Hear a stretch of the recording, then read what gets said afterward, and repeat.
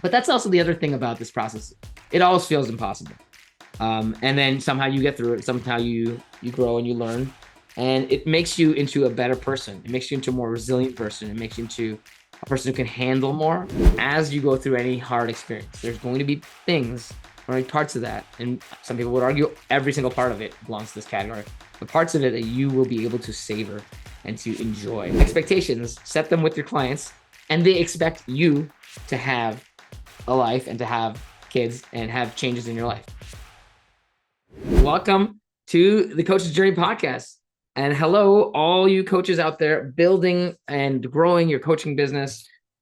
This podcast is sponsored by Coaching Mastery Community. And we are a community where coaches come together who are actively building their businesses.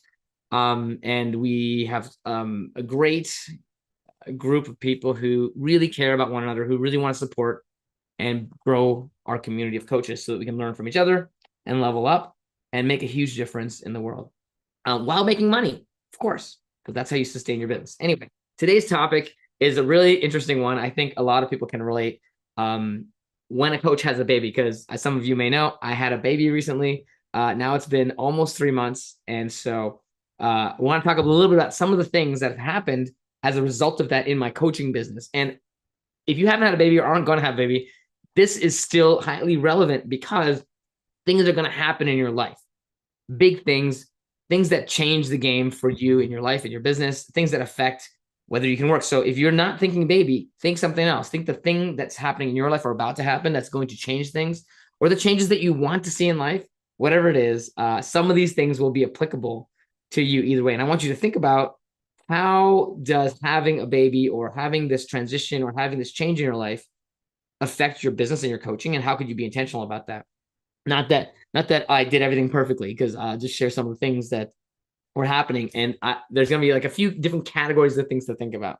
Number one is when a big change like this happens, is you have a shift in your priorities. And when you have a baby, those priorities shift automatically, whether you like it or not. Right. And so one of the shifts is something new becomes your top priority. And honestly, having the baby means that the baby is now the top priority, because this baby is so vulnerable. It's so brand new, and you have to take care of the baby so it survives and so it can continue to grow, so like a baby is a major shift in priorities. This happened twice now. I have a baby 2.5 years ago and had another baby now. And having a baby in the wintertime, which makes me think, you got to think about what are the effects of which season you have this baby. But having the baby in the wintertime means that it's flu season and you need to do things a little differently than if it was summer in terms of contact with other kiddos. And so we had to make some decisions around what happens to our other kiddo. Does he go to daycare and bring back all the flus? And we just decided that we need to have them both at home for a short while, a couple months. Ended out about almost 3 months. But now that he's started going back to daycare / school, we call it, I think that we have had some really good bonding time as a family. And so one of the things that happens is the two kids get to know each other. And that's been really interesting, because even though the baby becomes a top priority, your other kid is still a top priority, and you need to balance both. And so as a family, we figured out that we're just going to need to take some time off to make this work. And so we both just didn't work for the month. Fortunately, as entrepreneurs, we have that flexibility. Doesn't feel great financially, but a couple things happened, right? When we talk about clients, my clients all had to know that I'm not taking sessions anymore. My business partners all had to know I won't be around for a month. And so, because I just had to take about a month off, it ended up being just about a month, and I started ramping up the next couple of weeks. But the interesting thing happened with my clients. My clients were super excited because I mentioned it in sessions that, we're pregnant and all that, because it's come up in, sessions about, children and family and stuff. And so my clients knew that I was having a baby. And so when I told them what my plan was, I waited till about, a couple of months before the deadline being the pretend deadline, because you cannot really predict when you're going to have the baby. You think it's due on this date, but actually it's plus or minus. Even if the baby comes at the expected time, it's still plus or minus a few days. And even that, you don't know. it could be plus or minus a month, 2 months. So you just have to, do your best and to let everybody in your life, including your clients, know that this baby could come at any time. And here's the plan if and when the baby comes. So from a business partnership perspective and from a client perspective, having them understand like this is what I'm prioritizing in my life now. And in order to live my life with these priorities, here's the impact of your sessions. Okay, we're going to have our sessions as expected. We're meeting weekly or bi-weekly. You're still going to have those sessions, but please know that this is the one exception to the 24-hour cancellation notice that we expect of each other. That's my rule with my clients. It's 24 hours. You tell me or I tell you that we can't have our session, and that's good enough.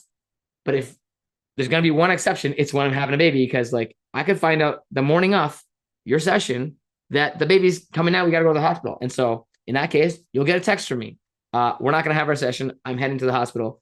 And every single client was really excited for me and totally happy to work around my schedule. And actually, I think that's a really important, sign. If your clients are like really angry that you're going to have a baby and they're not willing to be flexible, there's something to work on there with them as a client. And every single one of my clients was really excited and really flexible with me. And as it turned out, there was a week where that baby came, and I let them all know, hey, babies come as we discussed. We won't have a session this week, and it'll be a few more weeks before our next session. But in the meantime, here's what I want you to do.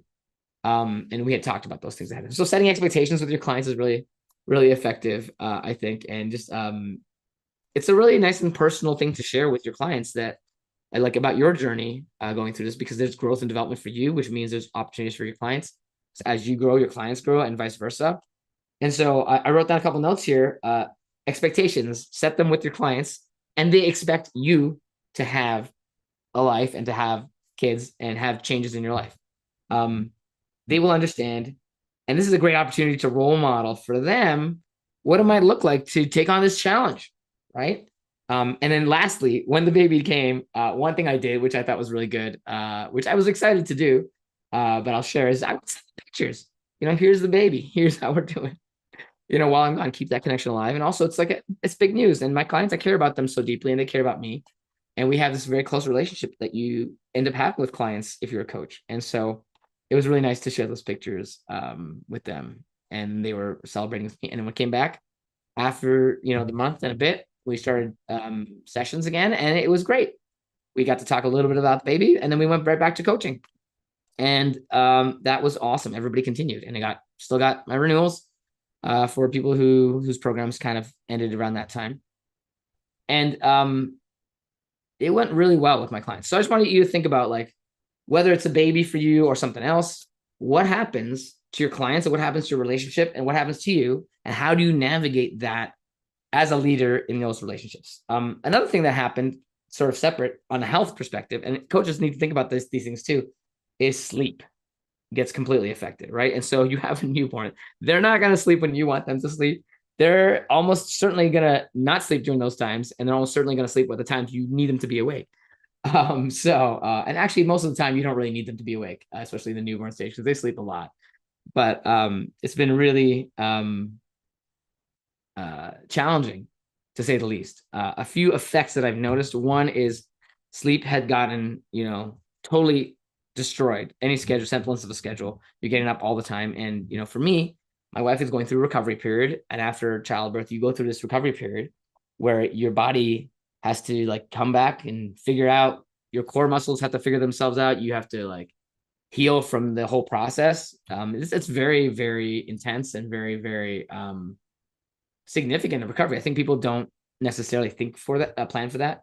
And I knew about it because it happened once before. So I'm like, okay, there's actually this thing called the fourth trimester where there's like 3 months of recovery. And I've thought of the fact that the fifth trimester where you're doing rehabilitation and reconditioning to get yourself back to be healthy, not just recovery, but back to health, right? And optimal health and feeling good. So it's gonna be a journey. Right now, it's only been 3 months, so I'm still planning for another 3 months. But the recovery phase has gone well for my wife, and now we're starting to feel the effects of her being able to do more and so on. But for me, not only am I not getting enough sleep, but I'm also going through this period of time of not only caring for my wife more, but also handling more of the kids. And that's just out of necessity. And I don't know how people do it if if they're single. I blows my mind. I know some single parents, and I just have so much respect for them, because what that calls for seems impossible. But that's also the other thing about this process. It always feels impossible. And then somehow you get through it. Somehow you grow and you learn, and it makes you into a better person. It makes you into a more resilient person. It makes you into a person who can handle more, which you need to be because you're about to have, kids in your life for a long time. So you need to be able to handle harder and harder the things, which is another really beautiful thing about the childbirth process, is that you are going through these massive transformations personally, internally. And I have been very, very emotionally connected to my kids. That said, sleep has been a huge challenge. And not only sleep, but as a result of lack of sleep, distraction and lack of focus. And those are things that, I think my whole life I've struggled with, but I've also created lots of adaptations. And I will say this, over the last 3 months, those things have all fallen apart. All the adaptations, all the systems, all the checklists, all the things that I put in place, they completely fell apart. And it was literally survival mode every day. And I'm just now coming out of it and starting to get back on. I actually tried to restart my routines and habits and realized the context is changing every day. So what I'm capable of doing, I don't even know what tomorrow's going to look like in terms of what is possible. So a lot of things, I just have to let go of a lot of things.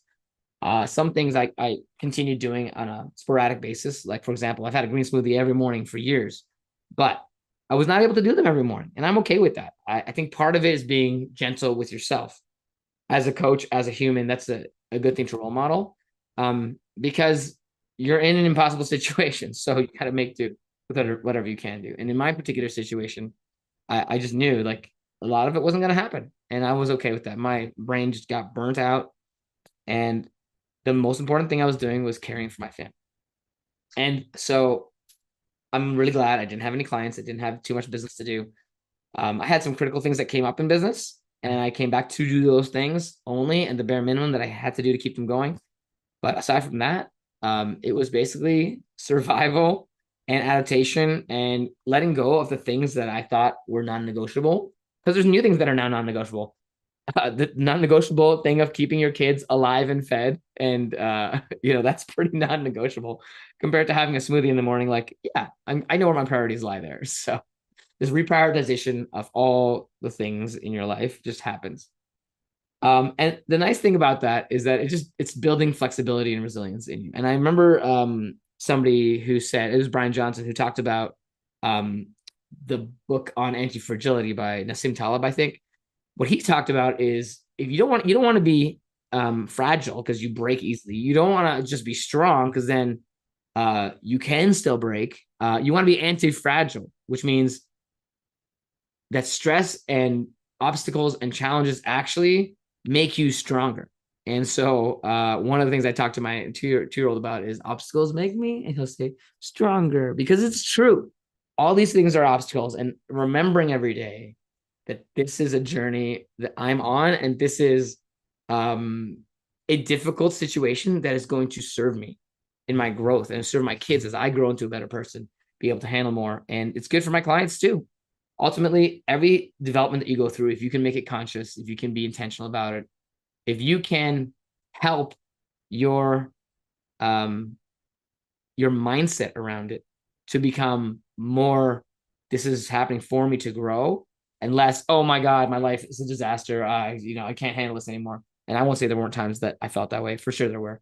But I've cultivated over time the return to resilience. And if you can do that with your mindset, it's going to make it not only a little easier for you to go through, but also encouraging for the future, because the future is going to be better because of the person you're becoming as a result of these challenges. And I know your coaches, you kind of know that, but sometimes you need to be reminded, and sometimes I need to be reminded. Partly is this me reminding myself again today, because it's going to be a hard day. There's going to be challenges, and tomorrow's going to be a hard day. There's going to be challenges, but I'm really excited to have now this family of 4 and to see what's possible. What can we build in our family? What kind of culture can we build? And how can we create these beautiful relationships that will give long term? And right now, I'm starting to see that with my 2.5-year-old.